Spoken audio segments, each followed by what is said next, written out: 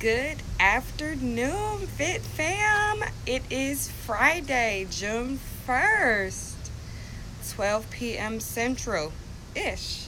So, what does that mean? It means that we are starting our Fit Fridays. Woo woo. I am so excited to restart this series with tweaks. Originally, it was a live Q&A Twitter event. It's pretty cool. Hey, Francis. Hey, I'm so happy I actually got the wave and talk at the same time, right? I'm not sure I can walk and chew gum on Instagram. Sorry. It is what it is. Um, so it was actually just a Twitter live Q&A. So people would tweet questions. I would retweet the question with the answer. I took a little bit of a break from that, and when I decided to bring the forum back, I wanted to tweak it a little bit. Hence the reason we brought it from Twitter to Instagram, and we decided to make it a live event where people can just send in their questions via typing it in because you're watching, or send it in via email and go from there. So I'm excited for the changes. I promise I won't keep you guys long. I know, like, if you were watching me promo it or advertise for it, I said 20 minutes. My attention span is not going to allow me to stay for 20 minutes. It just isn't. Your attention span is not going to allow you to sit for 20 minutes. And I don't think my boss is going to allow me to talk to you all for 20 minutes. My boss being my son. Probably just won't happen. So, for those of you who do not know me, really quickly, my name is Mia. I am the owner and head trainer at CCB Fitness, where we are aiding you to a better lifestyle through fitness, motivation, and education.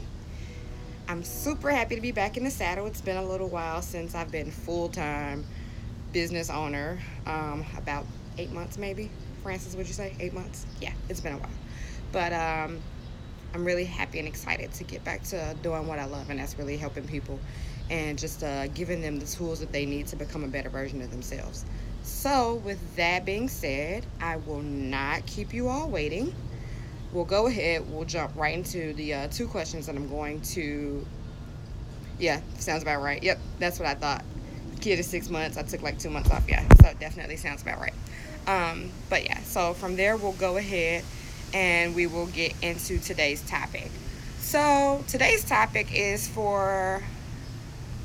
heavily for those people who have orthopedic issues. So you guys may have had a surgery or just a really vicious injury, a fracture, a grade 3 or 2, depending on what muscle we're talking about, sprain or strain. Those are the really heavy strains and sprains. They're super hard to come back from. It takes a really long time to heal from those.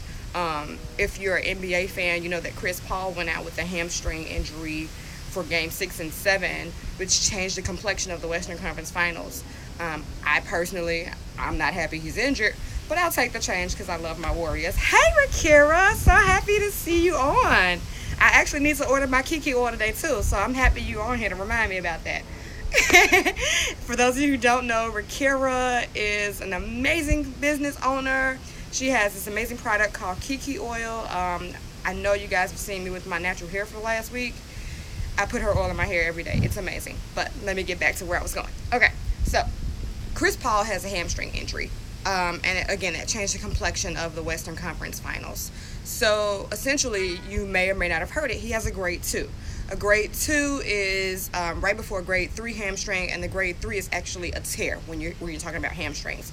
So if you hear grade 2, grade 3, when you're talking about your strains or your sprains, those are your more severe injuries, and they're extremely hard to come back from. When people have those sorts of injuries, those sprains or strains that are 2 or 3 grade, those tears of different ligaments and tendons that they need to get surgically repaired, they generally have what's called a freezing point. So a lot of people have no clue what a freezing point is, and that's part of what we're doing today. A freezing point is a place that it's like a sticking point. So it's almost like there's like rubber or cement or something when you're trying to raise that joint. So notice how I'm trying to raise my shoulder. Now let's say my freezing point is here. It essentially means that there's scar tissue there that's not going to allow me to go any further. So a freezing point is synonymous or parallel, if we want to put it in layman's terms, to just running out of room, that glue or that tape or something being right at that joint that's pulling you back. But it essentially, scientifically, it definitely, hi, how are ya? Thank you for joining in today. Essentially, it's just scar tissue that's built up that's not allowing you to reach or to get that full range of motion. So when that happens, people become very afraid and they tend not to want to work that joint, or they tend to only go to that freezing point. Here's the thing about your freezing point, it definitely decreases your range of motion. It's meant to, it does, and it gets to you guys psychologically. You can get past that freezing point, okay? So let's say I had a torn labrum or something in my shoulder. This is my freezing point. After it's healed, after therapy, let's say it's 2 years and I'm starting to work out and I still have a fear of shoulder press, or even like an anterior raise, because I'm afraid I'm not going to be able to extend all the way out and get that range of motion.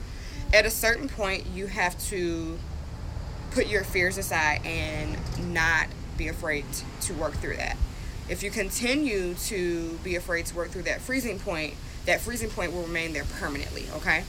And once that happens, your range of motion is significantly decreased from now until basically the day, either one, that you unfortunately go home and be with Jesus, or two, that you decide that you're going to do something about it.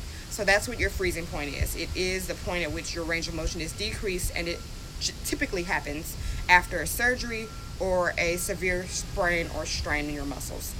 Can you get past that freezing point? Absolutely. Does it take time? Absolutely. I will not say that it doesn't take time. It definitely takes time.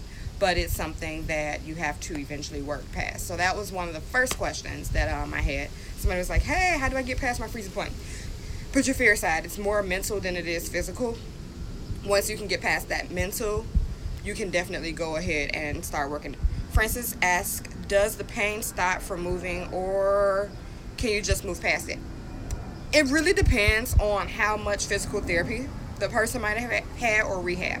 So every blue moon, they may get pain if they had like a really large amount of PT and rehab.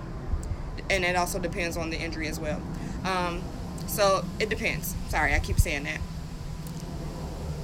It definitely feels like it's stuck, yes. You can get past that pain though. The amount of pain that you may or may not have, it definitely depends on your rehab. And then you also have to remember that everybody's pain sensors are different. So what you perceive as pain, I may not perceive as pain, and the next person may not perceive as pain. It just really depends on the individual and their pain receptors. But you definitely can move past it. It's something you can graduate from. Now, here's the catch. You may not ever, depending on your age and how far along in the injury you are. So let me give a quick example of that. Let's say we have an 80-year-old with a hip replacement that's working out. Yes, I've had that, by the way. That particular person may not be able to get 100% of that hip range of motion back. And I'm not expecting it because they're 80 years old. Now, let's say it's a 30-year-old who's had a hip replacement. I'm expecting that person to be able to get that full range of motion back. It will take time, but they'll be able to get that full range of motion back. So you just really have to be persistent with it. The second thing that I was asked to discuss today, which actually goes with our freezing point, so it's pretty cool, is just decreased range of motion. So what decreases range of motion? Consequently, we've already talked about our freezing points, so that definitely decreases range of motion. We've talked about injury a little bit. That decreases your range of motion. Realistically, though, and no one's going to like this answer, the number one thing that decreases your range of motion is a lack of movement, lack of exercise. So if you just sit all day, every day, and I'm not even saying on the couch, but you have a sedentary job and you don't go to the gym 2 to 3 times a week, or even just go for a run or something of that nature, you're going to stiffen up. Your joints are going to stiffen up. And that is the number one mechanism or number one thing that causes a decrease of range of motion, okay? So you definitely need to be active. Now, on the flip side of that, if we know that inactivity causes a decrease in our range of motion, we also know that activity will cause us to increase our range of motion. And in this case, it's not just activity of working out, it's not just that cardio or that strengthening, but it's definitely the stretching after your cardio, or the stretching after your lifting session. So that is why you'll hear me and you'll hear a lot of other fitness professionals really, really go at you guys about stretching and the importance of it. You cannot just finish a workout. Let's say I just finished a marathon and I'm gonna go and rest. I can't do that. I want to do that if I just finished 26.2 miles, but I can't do that. I need to get into some type of recovery mode. So recovery in that case may be a massage. It may be foam rolling. It may be just sitting in a jacuzzi. It could be a hot tub. It also needs to incorporate stretching. All of those things that I just named will help to increase your range of motion after you've actually worked out. So those are just some of the ways in which you can increase your range of motion. Now, I wasn't asked this, but I feel the need to go ahead and say it. The reason why range of motion is so important, if you have very limited range of motion, it essentially limits your life activities, your daily life activities. So you're being able to put your groceries up, you're being able to reach over to pick something up from off the floor. It will even have you just looking extra stiff and old to where you're having to push off to help stand up instead of just going ahead and standing up. So range of motion and having a very limited or decreased range of motion, it affects your daily activities of life and it affects your quality of life. So that is another reason, or that's really the main reason why you'll hear fitness professionals get on you guys about recovery.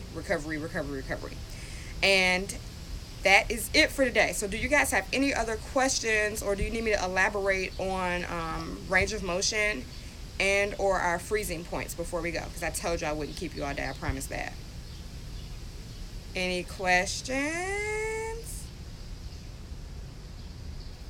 I'll go ahead and close out while you guys are thinking about it. So every Friday, unless I post and say we're not going to do it, we'll definitely get into some form of question and answer session with some different topics that you guys send in. I appreciate everybody who showed up today. Hi guys, hi again. So excited, sorry. But I do appreciate you guys spending your 5 or 10 minutes. I think this took 15 because I feel like I was partly rambling. But I appreciate you guys being on with me. It's a great day here in Chicago or in the surrounding suburbs. Get out, get some exercise in, get some activity in. Enjoy the weekend, guys. Have a great one. And if you have any topics specifically that you would like for me to cover, please email me at ccbfitness1@gmail.com. Use Fit Friday as the subject, and then just go ahead and give me your question or your list of questions, whatever it is. I probably won't respond to the email. I try. I may not. Depends on my day. Just being honest. But I'll definitely answer your questions in one of our live Q&A sessions, okay? I promise you that. While you're here, go ahead, check out our latest blog. I wrapped up the self-care series last night. Everybody needs self-care. Everybody needs to learn how to schedule self-care. It needs to be a part of our daily routines. Check out that series. It was really eye-opening for me to just sit down and be extremely honest in writing that. So definitely check that out. It's on the website at ccbfitness.com/blog, or you can actually look at the link, which is in my bio. So enjoy your weekend. Thank you guys for joining in. Have a great one.